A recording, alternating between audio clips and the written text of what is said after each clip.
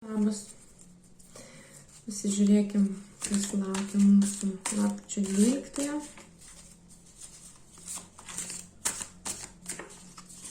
Pasižiūrėsim orakulo kortas šį kartą, ne taro.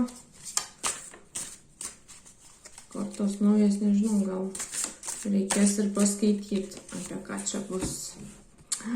Perlas, labai graži korta.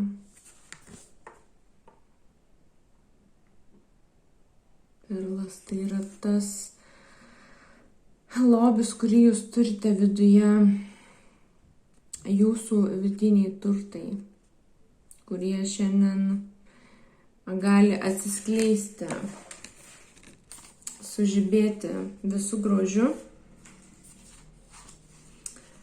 Galbūt pasijusite, kad turite tam tikros brandos, nepaisant kokiame amžiuje esate.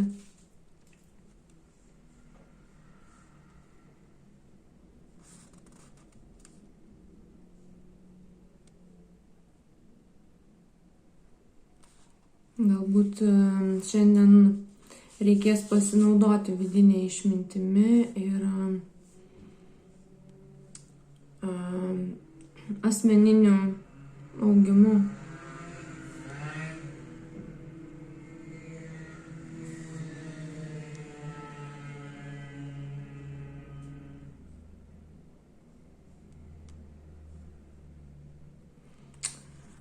Taip, iš tikrųjų šiandien diena susijusi su vidiniu lobiu,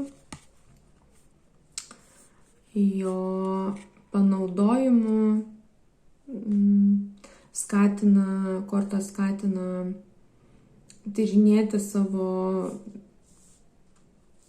gilumas ir atpažinti savo unikalias savybės ir dovanas,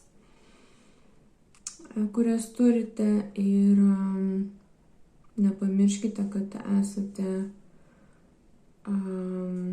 vertingi, apkabinkite savo vidinį grožį ir tokiu būdu įgalinsite išorinės patirtis gražias.